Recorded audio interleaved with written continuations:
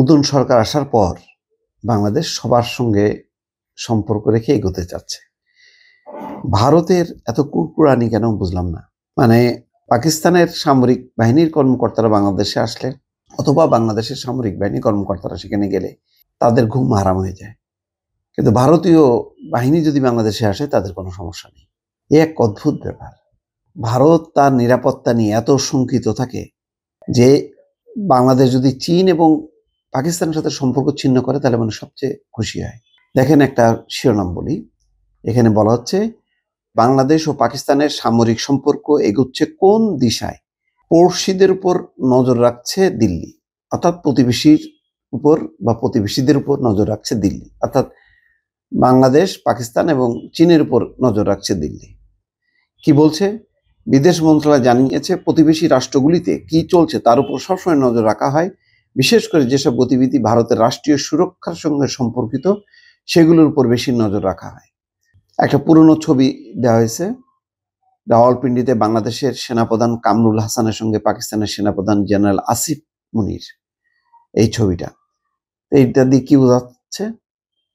সামরিক ক্ষেত্রে পাকিস্তান এবং বাংলাদেশের সম্পর্ক কোন দিকে এগোচ্ছে তার উপর নজর রাখছে নয়াদিল্লি।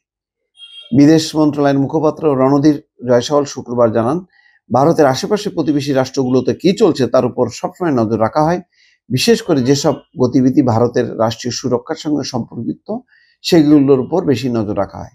যদি কখনো এই বিষয়ে পদক্ষেপ নেওয়ার প্রয়োজন হয় তাও করা হবে। বাংলাদেশ সীমান্তে কাঁটাতার বিতর্ক এবং পাকিস্তানের প্রসঙ্গে দেশের সামরিক সম্পর্কের বিষয়ে প্রশ্ন করা হয় বিদেশ মন্ত্রণালয়ের মুখপাত্রকে। সূত্রের খবর, পাকিস্তানের 4 সদস্যের একটি উচ্চ পর্যায়ের সামরিক প্রতিনিধি দল 3 দিনের সফরে গত মঙ্গলবার বাংলাদেশে যান। পাকিস্তানের গুপ্তচর সংস্থা ISI এর director general of analysis major general Shahid Amir আফসারও বাংলাদেশ সফরে গিয়েছেন বলে সূত্রের খবর। এই বিষয়টি নিয়েও প্রশ্ন করা হয় জয়সওয়ালকে। জবাবে তিনি সরাসরি কোনো দেশের নাম উল্লেখ না করে বুঝিয়ে দেন, প্রতিবেশী দেশের পরিস্থিতির উপর নজর রাখা হচ্ছে, প্রয়োজনে পদক্ষেপও গ্রহণ করা হবে। একটা হুমকি যে আমরা কিন্তু পদক্ষেপ নেব যদি তোমরা বাড়াবাড়ি করো। তবে বাংলাদেশের সঙ্গে ভারত যে বন্ধুত্বপূর্ণ সম্পর্ক বজায় রাখতে চাই তাও জানিয়ে দেন বিদেশ মন্ত্রণালয়ের মুখপাত্র। তিনি বলেন, আমরা একটি গণতান্ত্রিক প্রগতিশীল বাংলাদেশের পাশে থাকতে চাই। মানে এইগুলি হলো বাদ কি বাদ। আসলে তাদের এখন মাথা খারাপ হয়ে গেছে, বাংলাদেশ যে নতুন করে পাকিস্তানের সঙ্গে চীনের সঙ্গে সম্পর্কে জড়াচ্ছে, এটা তারা থ্রেট মনে করছে। অথচ তারা বাংলাদেশের পর্যটকদের ভিসা বন্ধ রেখেছে, সীমান্তে তারা মহড়া দিচ্ছে, উত্তেজনা তৈরি করছে, কাঁটাতারের বেড়া নির্মাণ করছে, গুলি করছে। সেগুলি কিছু না।